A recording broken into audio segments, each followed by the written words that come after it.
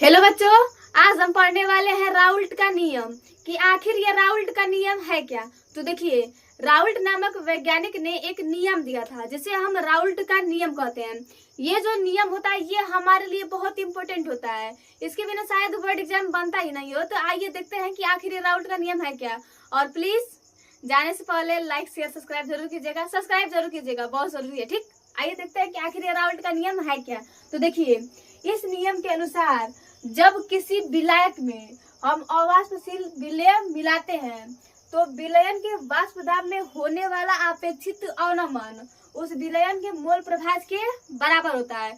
यही जो होता है यही होता है हमारे राउल्ट का नियम। आखिर ये सेंटेंस कहता क्या है, तो आइए देखते हैं। एक बात और, कभी रटिएगा मत, बस समझने का प्रयास कीजिएगा। ठीक, देखिए, मान लीजिए कि ये हमारा कोई पात्र है, पात्र मतलब मान लीजिए कोई जार है। ठीक, अब इसमें हमने कुछ विलायक ले लिया, मान लीजिए कि ये हमारा विलायक है। अब विलायक होता क्या है, तो विलयन में जिसकी मात्रा अधिक होती है उसे हम विलायक कहते हैं। अब विलयन होता क्या है, तो विलय प्लस विलायक को मिलाकर जो हमें प्राप्त होता है वही हमारा विलयन होता है। तो विलयन में जिसकी मात्रा अधिक होती है उसे हम कहते हैं विलायक। ये हमारा क्या हो जाएगा, ये हमारा हो जाएगा विलायक। ठीक, ये हमारा क्या है, ये हो जाता है हमारा विलायक। अब हम क्या करते हैं कि ये जो हमारा विलायक है ना, इस विलायक में हम कुछ ना विलय मिला देते हैं, तभी तो हमें विलयन की प्राप्ति होती है। तो मान लीजिए कि हमने कोई यहाँ पर विलय मिला दिया, हमने यहाँ पर क्या मिला दिया, तो हमने यहाँ पर विलय मिला दिया। लेकिन विलय का यहाँ पर कंडीशन है कि ये जो हमारा विलय होना चाहिए ना, ये जो हमारा विलय होना चाहिए, पहला तो कंडीशन इसका ये रहना चाहिए कि यह अवाष्पशील होना चाहिए, मतलब इसमें ज्यादा वाष्प नहीं निकलना चाहिए। ठीक, विलय का पहला कंडीशन ये रहना चाहिए कि ये क्या रहना चाहिए, तो ये हमारा रहना चाहिए अवाष्पशील रहना चाहिए। ठीक, पहला जो कंडीशन क्या रहना चाहिए, तो ये जो विलयन होना चाहिए, विलय का जो पहला कंडीशन होना चाहिए ये हमारा अवाष्पशील होना चाहिए। सेकंड जो हमारा विलय है, सेकंड विलय का कंडीशन ये रहना चाहिए कि ये हमारा वैद्युत अनपघट्य रहना चाहिए। ठीक, ये हमारा क्या रहना चाहिए, तो ये हमारा रहना चाहिए वैद्युत अनपघट्य। अब बात करते हैं कि आखिर ये वैद्युत अनपघट्य क्या होता है। तो वे सभी पदार्थ जिनमें हमारा विद्युत का चालन नहीं होता है उन्हें हम कहते हैं वैद्युत अनपघट्य। जैसे कि हमारा ग्लूकोज हुआ C6H12O6, हमारा सुक्रोज हुआ, जैसे कि हमारा चीनी हुआ मतलब शर्करा हुआ, ये हमारा क्या होता है, तो ये हमारा होता है 22 और O11 होता है। ये सभी जो हमारे पदार्थ होते हैं ये हमारे वैद्युत अनपघट्य होते हैं, जिसमें हमारे वैद्युत का चालन नहीं होता है। तो विलय की दो प्रॉपर्टी होनी चाहिए, पहला तो ये हमारा अवाष्पशील होना चाहिए और सेकंड में इसका यह क्या होना चाहिए, तो ये हमारा होना चाहिए वैद्युत अनपघट्य। एग्जाम्पल तो हम दे सकते हैं, हमारा ग्लूकोज हुआ, हमारा सुक्रोज मतलब हमारा शुगर हुआ, ये जब होते हैं ये सब हमारे वैद्युत अनपघट्य पदार्थ होना चाहिए। ठीक, हमने क्या किया, तो इस विलायक में ना इस विलय को मिला दिया। जब हमने देखा कि ये जो हमारा विलय है ना, विलय हमारा अवाष्पशील है, मतलब ये वैद्युत का अनपघट्य है, मतलब ये ज्यादा वाष्प हमारा बाहर नहीं निकालेगा। लेकिन जो हमारा विलायक है, ये जो हमारा विलायक है इसका जो वाष्प दाब है ये हमारा शुद्ध है। ठीक, ये हमारा जो विलय का वाष्प दाब है यह एक शुद्ध वाष्प दाब है। ये जो हमारा विलय का वाष्प दाब है ये हमारा एक शुद्ध वाष्प दाब है। जब हमने इसमें मिलाया तो इसमें कुछ हमें कमी की प्राप्ति हुई। जब हमने शुद्ध विलायक में अवाष्पशील विलय को मिलाया तो हमने देखा कि जो इसका विलय इन दोनों का जो दाब था, दाब में कमी आया और इसे ही हमने कहा अपेक्षित अवनमन। इसे हमने क्या कहा, तो इसे हमने कहा अपेक्षित अवनमन,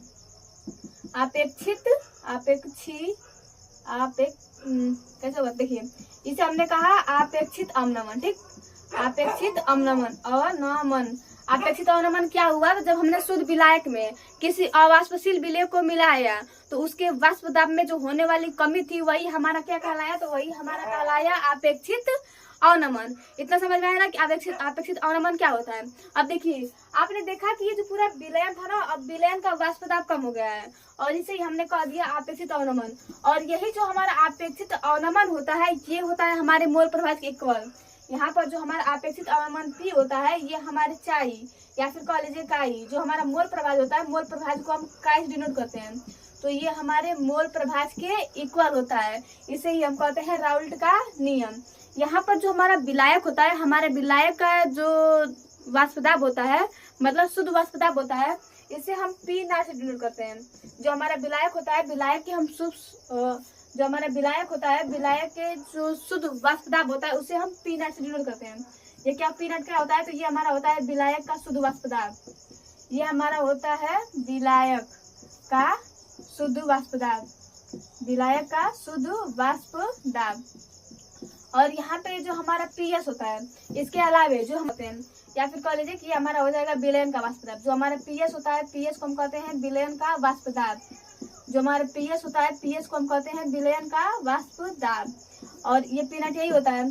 अब बात करते हैं कि अपेक्षित अवनमन का सूत्र क्या होता है। तो बस यहीं से जो हमारा अपेक्षित अवनमन होता है, जो हमारा अपेक्षित अवनमन होता है, जो हमारा अपेक्षित अवनमन होता है, ये हमारा होता है P not minus P S upon P not के, मतलब शुद्ध विलायक का वाष्प दाब माइनस विलयन का वाष्प दाब बट्टा में शुद्ध विलायक के वाष्प दाब के बराबर होता है। यही हमारा क्या होता है, ये हमारा अपेक्षित अवनमन होता है। और राउल्ट के नियम के अनुसार जो हमारा P not upon P S minus जो पी नॉट होता है, ये हमारे इक्वल होता है मोल प्रभाज के। मोल प्रभाज को हम चाय डिनोट करते हैं, मतलब ये काई के इक्वल होता है। इसे आप काई पढ़ सकते हो या फिर चाय भी पढ़ सकते हो। ठीक, देखिए अब बात करते हैं कि मोल प्रभाज का फार्मूला क्या होता है। तो जो हमारा मोल प्रभाज होता है, जो हमारा मोल प्रभाज होता है, ये क्या होता है, तो ये हमारा होता है विलेय के मोलों की संख्या।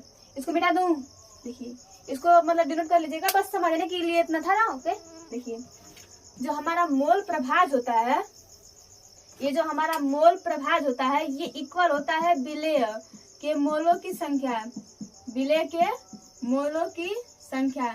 और बट्टा में क्या होता है, तो विलयन के मोलों की संख्या। बट्टा में क्या होता है, तो ये हमारा होता है विलयन के मोलों की संख्या, विलयन के मोलों की संख्या।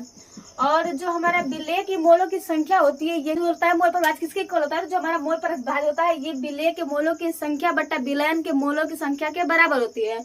और यहाँ पर जो विलेय के मोलों की संख्या होती है, इसे हम यन से डिनोट करते हैं। और इसके साथ जो हमारा विलयन होता है, ये हमारे विलेय प्लस विलायक से मिलकर बना होता है। तो जब हम विलेय को स्मॉल यन से डिनोट करते हैं, तो जो हमारा विलायक होगा, विलायक को हम कैपिटल यन से डिनोट करेंगे। इस प्रकार जो हमारे विलयन के मोलों की संख्या होगी, ये हो जाएगी यन प्लस यन। तो इस प्रकार जो हमारा यहाँ पे हो जाएगा P not minus P S upon P not equal हो जाएगा किसके, तो यन अपान यन प्लस यन के इक्वल हो जाएगा। ये हमारा होता है राउल्ट का नियम। इसको आप और बनाना चाहते हो, तो जो हमारा मोलों की संख्या होती है ना, अगर आपसे कोई कहे कि आप मोलों की संख्या को फाइंड करिएगा, तो कहिएगा कि जो हमारे मोलों की संख्या का सूत्र होता है, यहाँ पर लिख लीजिएगा कि मोलों की संख्या का सूत्र, मोलों की संख्या का सूत्र ये जो होता है, ये किसके इक्वल होता है, तो जो हमारे मोलों की संख्या का सूत्र होता है, ये जो हमारा होता है ग्राम भार बटा अणु भार होता है, ग्राम भार बटा अणु भार, ग्राम भार बटा अणु भार।